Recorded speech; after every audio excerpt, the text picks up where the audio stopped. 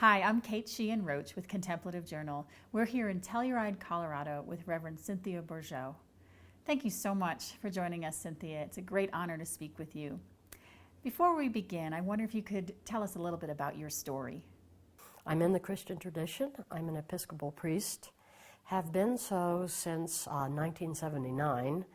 The Episcopalians very quickly got with the program of ordaining women. And in many other ways, the liturgy and the sort of basic religious tradition is much like the Roman Catholic Church, but they moved right on with ordaining women. So I was in the fairly early on their decision to do that. But as I moved, I think I'd always had an attraction to the contemplative life that probably had originated, who knows where they originate in some other stratosphere, but it was early nurtured by my having been sent to Quaker schools in Pennsylvania, where even young children were exposed to silence as a mode of being present to divine reality. And finally, what became the great adventure in my own life is that I went out to St. Benedict's Monastery in Snowmass to work more deeply with Thomas Keating, because in centering prayer, I had begun to discover a set of contemplative practices in Christianity which were opening up that inner territory in the way that I understood from my earliest Quaker upbringing. But once out at Snowmass, I met the hermit monk who lived up on the hill behind the community, who had actually figured out how to connect the dots between Christian mystical practice and the Gurdjieff whole mindfulness witnessing practice. He developed it on his own, but he knew how to do it. So he took me under wing and taught me. And it was after that that I basically saw the pieces coming together. He left the planet. I went on to British Columbia, and we formed a little group up there called the Contemplative Society, still very much in operation, where we began slowly to put the pieces together between classic Christian contemplative practice and what we would nowadays call the mindfulness and the witnessing disciplines. The words for that didn't exist in Christianity back 15 years ago. They're still only beginning to exist, but that was the path we're working on. So as Christians, we have the teachings, an example of Christ as the ultimate compassion. But can you talk to us a little bit about how Christ embodies compassion? Jesus was probably the first non-dual master that the Western lands had ever seen. They were spontaneously emerging in the East. But by what I mean by a non-dual master is that he was seeing the world from a perspective of oneness. And what I'm talking about in oneness here is not just some emotional, affective, oh, it's beautiful, make me one with everything. What this really means in terms of what nowadays brain science would talk about is that he could perceive reality without having to split it into subject, object, inside, outside, and then negotiate it by comparing better, worse, black, white, good, bad, them, us. Those are all functions of a mind that's still running a kind of dualistic program. And he wasn't running the program. He saw from wholeness. He saw the whole pattern when he touched a part of it. And so judgment and comparison were not part of his life. And this has everything to do with compassion and everything to do with why the story went missing and got misinterpreted and dumbed down from the start. Because for me, the most important thing I can say is that compassion is founded on equality. And most of our interpretations of compassion are based on egoic condescension. So when Jesus says, love your neighbor as yourself, he's not saying, love your neighbor as much as yourself. And that's what the egoic mind will always hear. And so you'll go with, well, I have to love me first then. And how much then it's exactly what the parables ask. How much do I have to give? How much do I have to do? Without ever realizing those how much questions come from the egoic center. It's part of the operating system. And until you can break through to a place where you don't distinguish between inside and outside, Jesus is saying, you love your neighbor as yourself because your neighbor is yourself. You are one undivided sphere of interchangeable consciousness in love. And that is a concept which is really accessible only to the non-dual mind. And very few people get it. St. Paul kind of got it in that beautiful metaphor he gave us in Corinthians, where he says, we are all part of the body of Christ, and the liver can't say to the heart, I have no use for you. But that's what we're trying to do all the time. And compassion based on that kind of separation will not work. It always kind of dumbs down into pity, which aborts the whole thing. Or when you're doing it in the realm of forgiveness, it dumbs down into conditional forgiveness, which is, I'll forgive you this time if you don't do it again. One of the most celebrated stories of compassion is the wonderful story of St. Francis, which occurs very, very soon after his conversion, when he sees the leper or hears the leper walking along the road, because they had to identify themselves with the little bells they rang because they were such pariahs. And what he sees is a situation of need and brokenness, and what he sees in this is the goodness and the fullness and the completeness of the person, and what is needed in this moment is the exchange of love through a hug, and that's what he does, with no reference point to, is this going to be safe for me? Or is this going to make this other person feel better? It simply is a unanimous greeting and celebrating of another part of God's wholeness and a rejoining of what should never have been separated. Can you define the term compassion for us?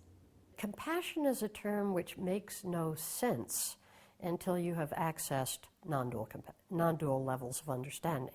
And it will always be dumbed down. It turns into charity and things like that. And charity immediately means doing good for the less fortunate. One of the images I like to use that comes from, your elementary school geography classes is, there's a beautiful globe of the world. And when you put it flat on the board, you have what's called Mercator projection. And you know what happens to Greenland and Antarctica in Mercator projection? They get grotesquely distorted because something which is intended to live in 3 dimensions gets flattened to 2. And that's what happens when you try to do compassion with a 2-dimensional mind, which is what the dualistic, rational, what I call the egoic mind is. You will always you'll start from the point that you are different from the other person. And what makes you different from the other person is your unique set of history, qualifications, aptitudes, all your characteristics. And this is what makes you different. And so you're stuck in a double bind for the start because your identity depends on your difference. And when you have that as your fallback position, you cannot do compassion. We have so many movements promoting compassion right now, especially Karen Armstrong's Charter for Compassion, which I love. But there's one statement in there that says that compassion is the path to enlightenment. And I kind of struggle with that, whether it's a chicken or the egg kind of thing. Is compassion the path to enlightenment? Well, or the opposite way around, that enlightenment is the path to compassion. Full, mature compassion is the fruit of a practice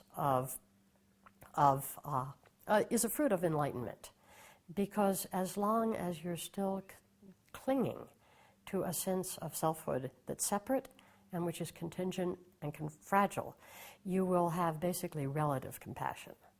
But I think there are ways, it's not either or, that would once again be egoic thinking. There's ways of bridging the gap. And I think that certainly the Charter of Compassion is talking about one classic route of bridging the gap, which is what I would call the active acts of kindness. To picture and put yourself in another person's shoes. And this is kind of work that begins, essentially it's part of the classic training of a civilized human being, and we used to do it in kindergarten.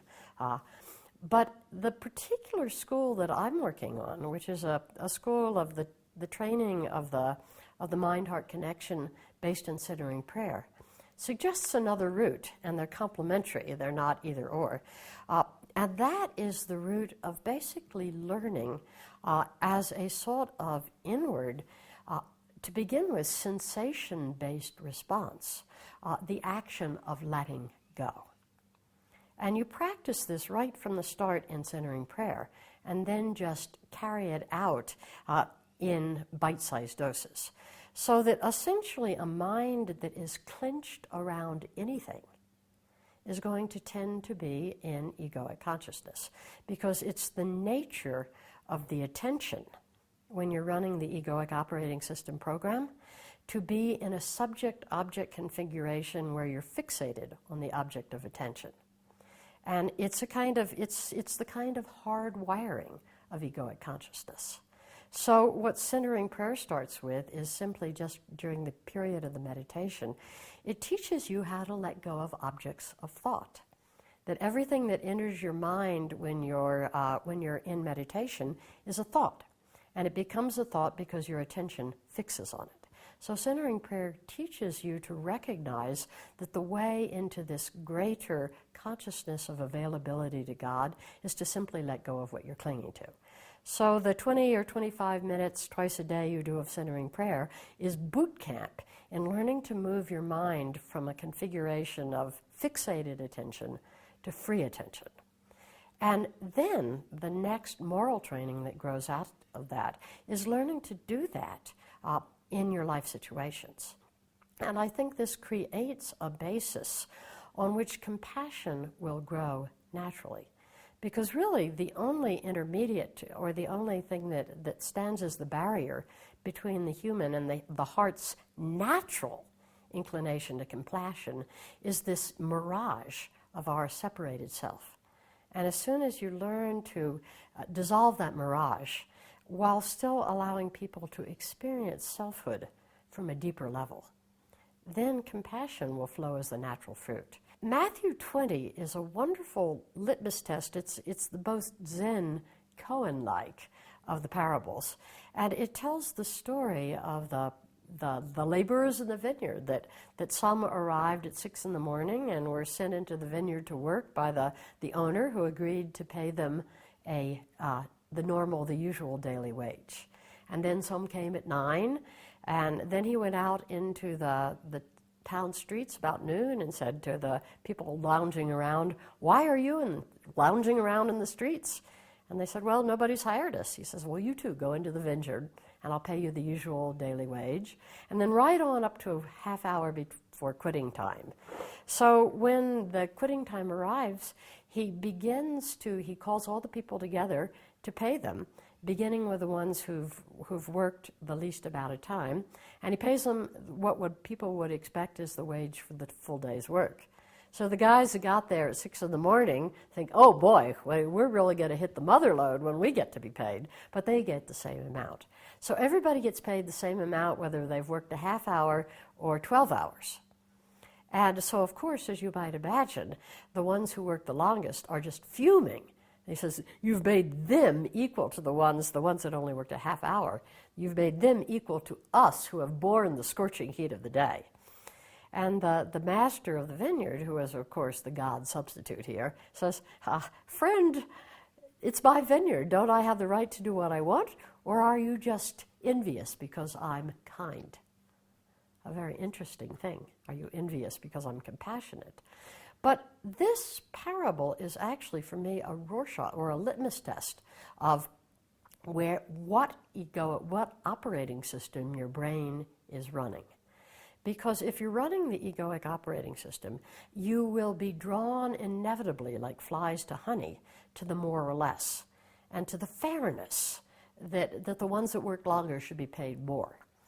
And only if your operating system is being held in a different place and running a different program, will you see that there was no scarcity ever, and that the real reason the master was inviting people into their vineyard was for participation, to create community where there had been isolation and disengagement.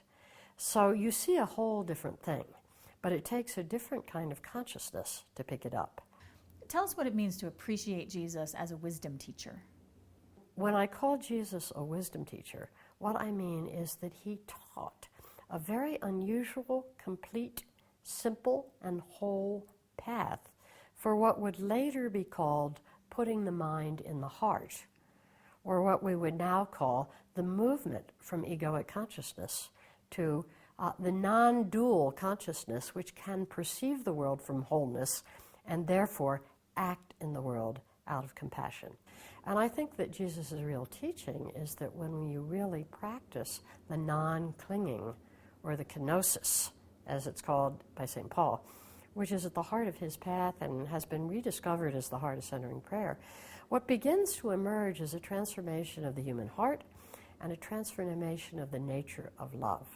So that when we move out into the world in agape love or pure compassion, a whole different reality emerges. Even in the practice of centering prayer, even for beginners in centering prayer, as you access even a couple of nanoseconds of what lies between the subject and the object of our attention, you experience the field of God as such a pure compassion, as such a pure tenderness.